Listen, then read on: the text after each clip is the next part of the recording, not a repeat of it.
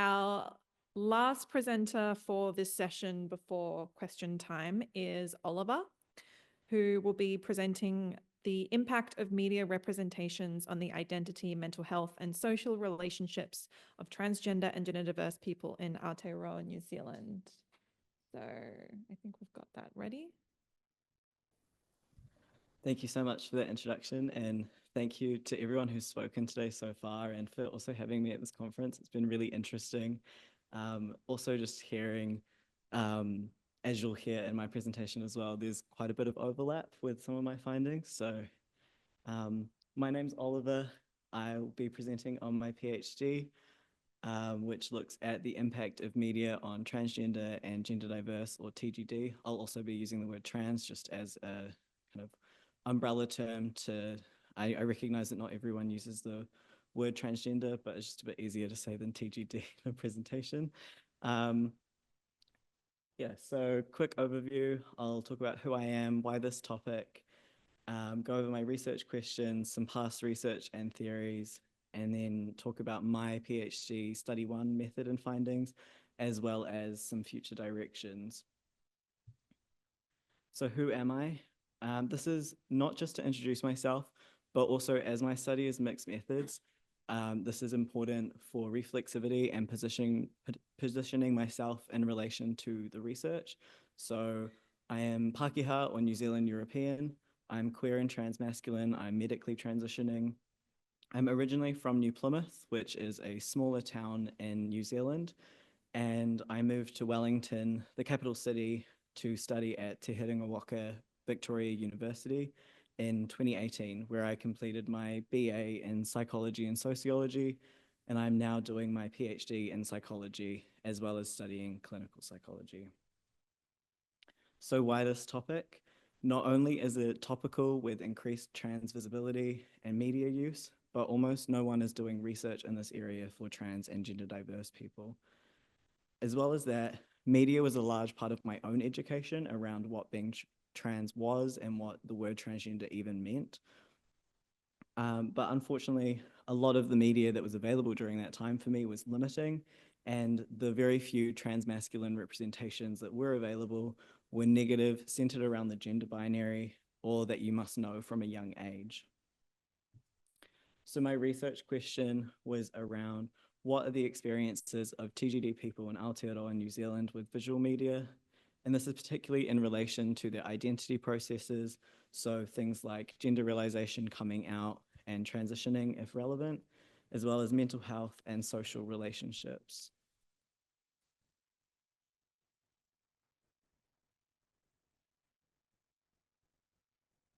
So just some past research that kind of overall says that people use media for a range of reasons. This can include for well-being, so as sources of comfort and pride, as inspiration or role models for identity processes, as well as identity acceptance, validation, and furthering understanding of their identity.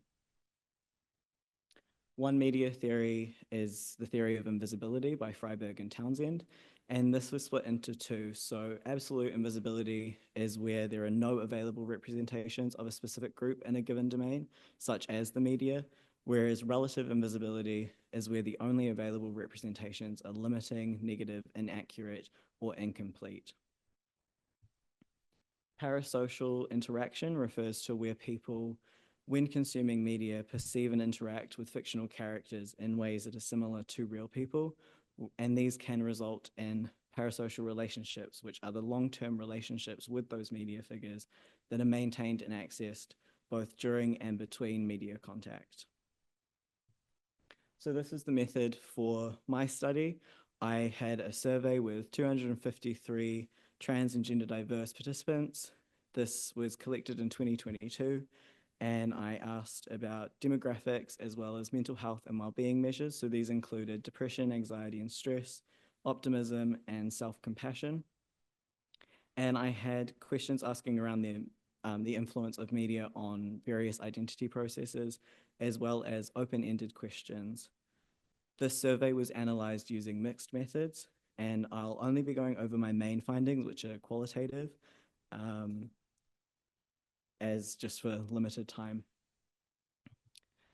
This is just a quick overview of the diversity of my participants. And this is not a complete list of the terms used by participants to describe their genders, but the highest frequencies. Also, percentages do not add up to 100, as some used multiple terms to describe themselves.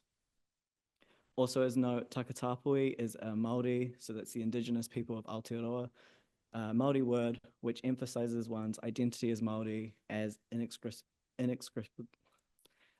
linked to their gender identity, sexuality, or variation of sex characteristics.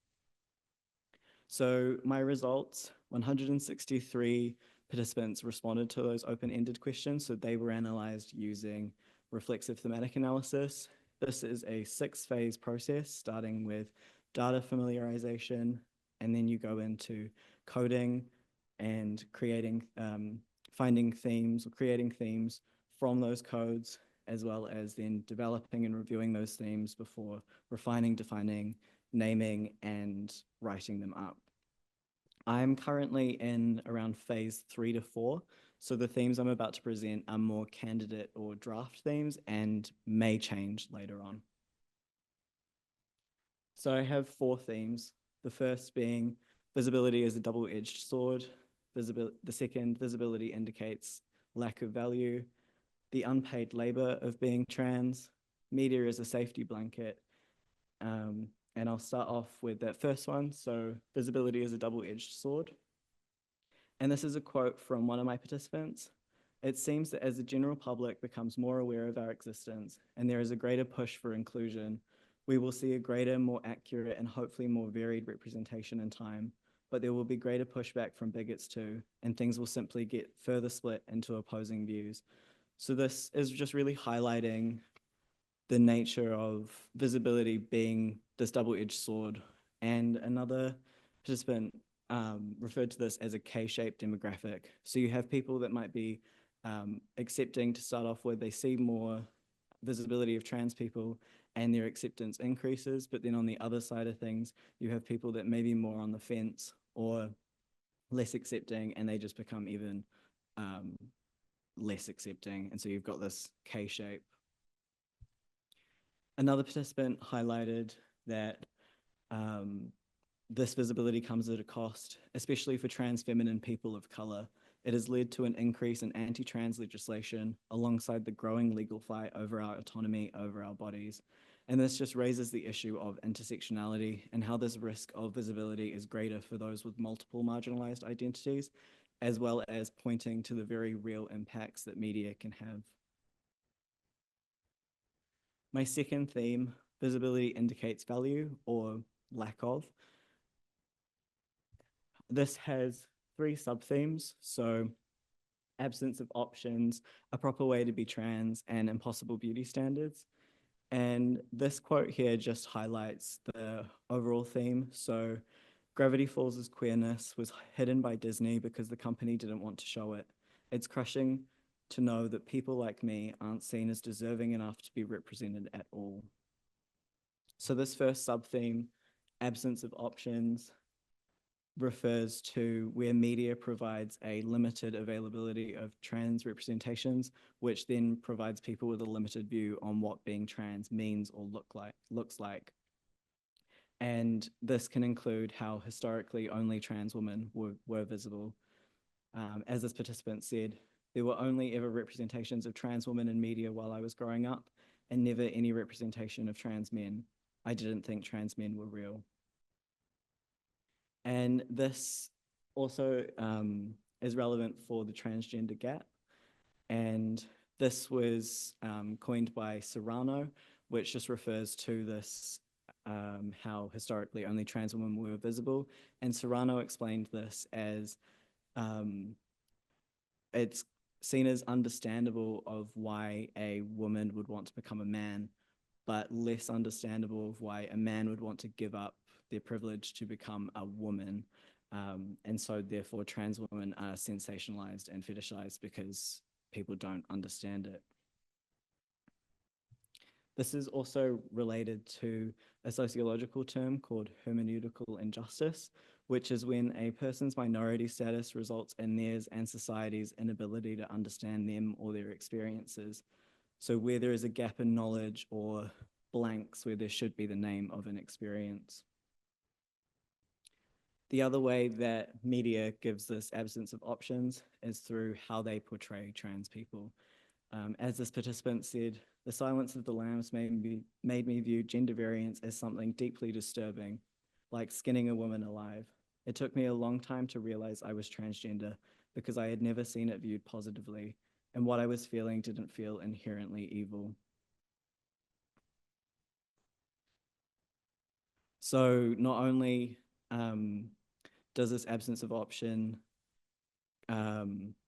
this is related to relative invisibility, like I was talking about earlier, and specifically how viewers are left to grapple with this relevant social identity being made salient, so a me state, while simultaneously not reflecting their actual state or a not me state. So like in this example, seeing a gender diverse character and relating to that aspect, but then that gender diversity being portrayed as villainous and having to grapple with this me, not me state.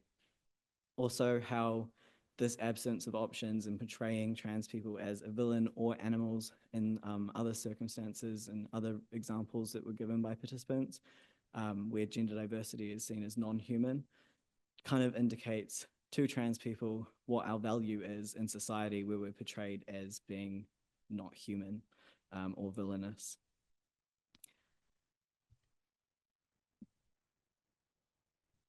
The other thing this is related to is stabilization, and this was offered as kind of an explanation for why this kind of representation happens. So where the destabilizing effect of trans narratives are diffused by establishing it as strange, uncharacteristic, or pathological. There are some problematic aspects to the Rocky Horror Picture Show, which contributes to some worrying stereotypes today about trans and gay people, but I cannot deny the positive impact it had on me to see at a formative stage in my life and on others.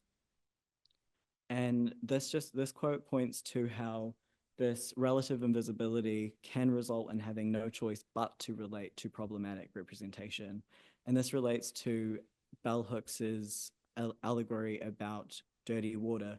And so if you were really thirsty for water and that water contains some dirt, you're not going to be worried about the dirt. You're going to drink the water because you're so thirsty for something. And Hooks explains that even the ability to view the water as unclean is a privilege. My second sub-theme is a proper way to be trans. And this participant highlights the dominant narrative in media, where if they were to diversify who they present on TV beyond white, thin, able-bodied, binary trans people, it would improve the representation astronomically. Right now, the majority of us are not represented and are stereotyped into looking certain ways or wanting certain medical procedures, hormones, etc.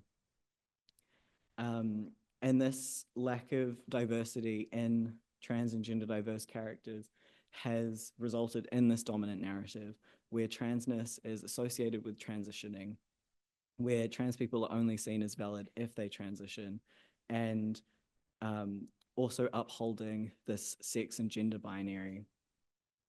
Transnormativity can also help explain this dominant narrative of trans representation, where trans people are only acceptable if they uphold the sex and gender binary and blend in with a cis-normative society by existing within other dominant identities or social groups. So as this participant pointed out, if they were white, then able-bodied and binary. My third sub-theme under this is impossible beauty standards, and this is kind of around this catch-22, where usually trans women are portrayed as just dressing up, so they're never able to meet cisgender beauty standards, but when they do meet those standards and pass or blend in as cisgender, it is seen as deceptive and villainous. So, for example, Little Britain for me typify the 90s stereotype of trans women that we're gross and clownish, ridiculous, absurd, laughable parodies, pretending to be something we're not, and that it will always be obvious how fake and absurd we are. Important for understanding this is the cis gaze, where trans people are portrayed in media for cisgender people's scrutiny and entertainment, and often it is cis people creating this media, playing as these characters. And yeah, so this portrayal of trans people for cis entertainment, showing trans people as just dressing up, using them for comedy purposes, using cisgender actors to play trans characters. This all sends the message that being trans is a choice. This is also related to the pathetic archetype. So this is an archetype present in media depictions around trans women, where there's this obvious mismatch between gender and appearance. Often these characters are portrayed as harmless and are used for comedic purposes, but ultimately the character is there to tell the audience that they are really and truly a man. And an example of this is the Little Britain character, Emily Howard. Conversely, though, Ace Ventura had a scene with a passing trans woman who had transitioned so convincingly that no one could tell. When they discovered this, many people literally puked in disgust.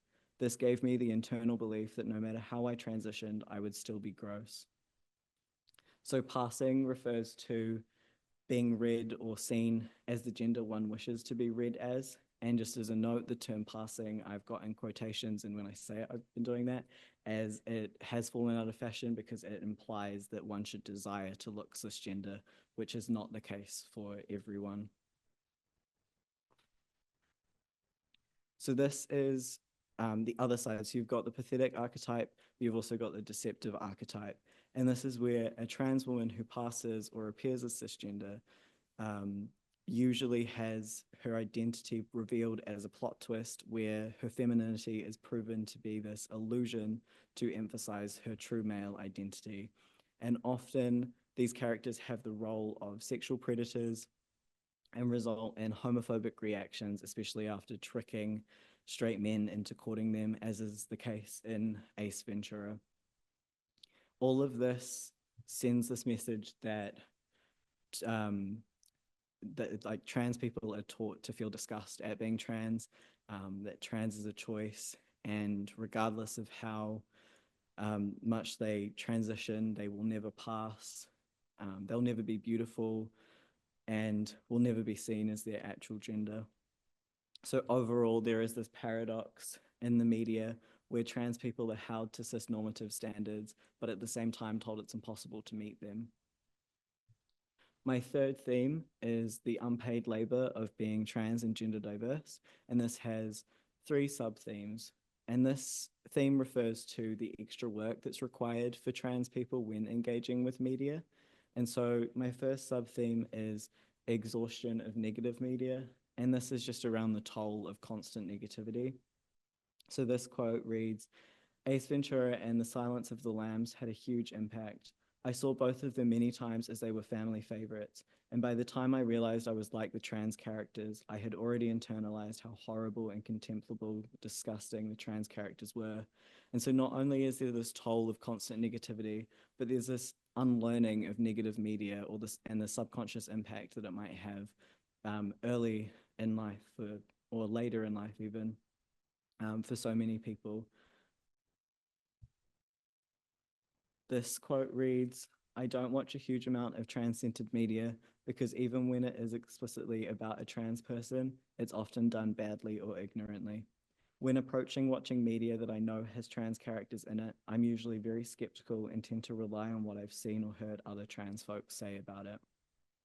So quite a few of my participants talked about having to actively avoid media, as well as other participants talking about having to actively search for positive.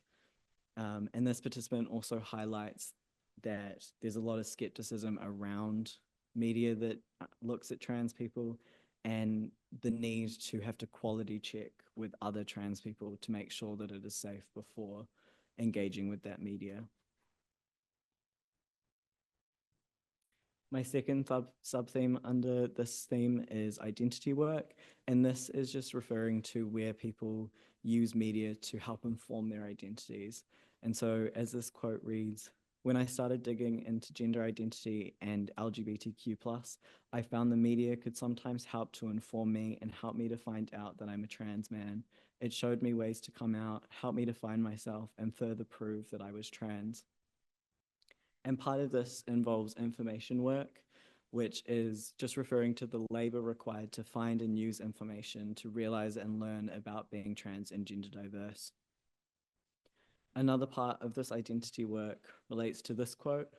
I can't relate to people I never see. However, I can relate to films like Moana and Mulan, where the main character struggles to be the perfect daughter and end up more authentically themselves.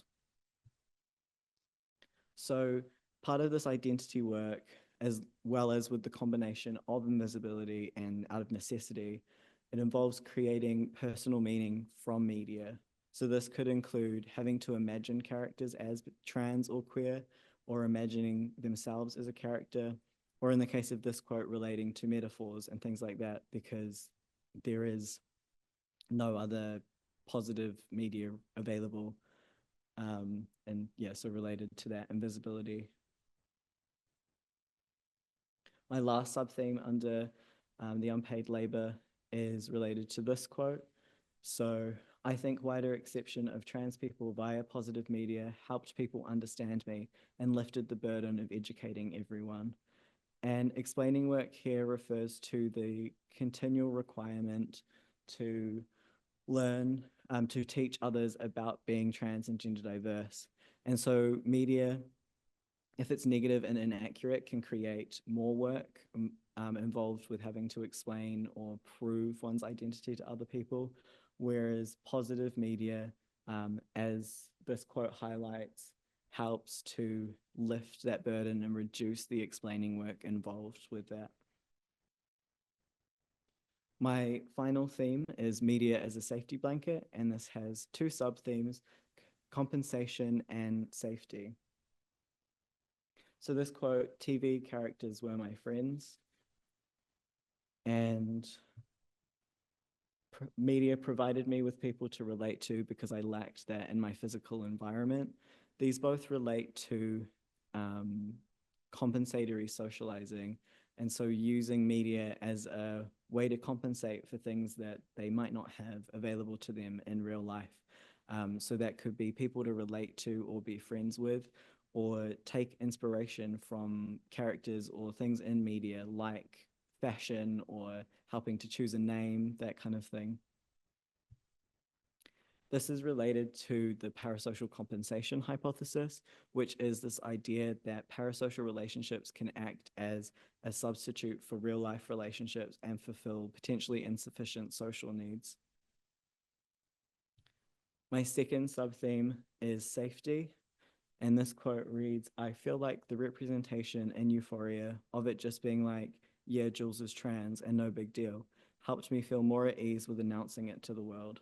Like it made it feel not so world ending, which gave me a lovely confidence heading into coming out. And so this participant talks about using media for safety. And for them, this looks like media normalizing their experience and their identity. Another way that safety was used for media was to assess the safety before coming out. So this participant used Victor from the Umbrella Academy as a litmus test to see what my family thought about trans people. Another way is, so this participant said, I haven't come out to my parents yet, and I have been trying to get them to view media with positive queer representation before I come out to them. And so not only was a few participants talking about needing to assess the safety before coming out, but also to prepare for safety before coming out. And this is related to, the intergroup contact theory, where positive interactions between people from different social groups can reduce prejudice. This quote, also around safety, reads, Butterfly was a show that me and my grandma watched together at her suggestion. It was a lovely example of how she was aware of my transition and was a way of her showing her understanding of me. And so this was where media was a way for other people to communicate their safety to trans people. And so this participant's grandma used media as a way to kind of create an environment or communicate that they were accepting and a safe person. So just some conclusions based on the things that I just went over. Increased visibility has positive and negative consequences. Transnormativity and the cis-gays in media set impossible expectations on who can be trans and who can meet beauty standards. There is unpaid labor with the toll of negative media, such as using media for information work and media reducing or increasing trans-specific explaining work. Trans people also use media for social compensation to feel normalized and assess or communicate safety, as well as the people around them communicating safety. And interestingly, I found a recent study published this year where similar themes were found on this transnormativity, passing, creating personal meaning, as well as the cis-gays. And this was a focus group interview-based study which looked at Spanish fictional media and had Spanish participants. So it's quite interesting that this Spanish study has quite a bit of overlap with what I'm finding in an Aotearoa, New Zealand-based one. As well as that, I just wanted to note that I optimistically, when studying this study, wanted to focus on the positives. I wanted to try and disrupt this perpetual cycle of negativity that's often the case in a lot of trans research and other areas. But as you could see from a lot of the themes that were coming up, this was not possible. Some future directions. So my second study, I'm really interested in this parasocial compensation hypothesis, and I have a survey currently collecting data where I'm replicating a study by Bond, and he looked at lesbian, gay, and bisexual participants, and they were adolescents, and found that they did use parasocial relationships to compensate for not having lesbian, gay, or bisexual friends in real life. And this is just related to some of those quotes I was showing earlier around TV characters being my friend. My third study I'm really interested in, and this is all just kind of ideas at this stage, but I'm interested in how media might facilitate and function for real life relationships, as well as what's been named shared queer media moments, where media can give entry into difficult conversations for parents and their children, as well as the fact that role models are important to parents too, not just trans and queer people. And this is, of course, related to the quote about butterfly. Thank you.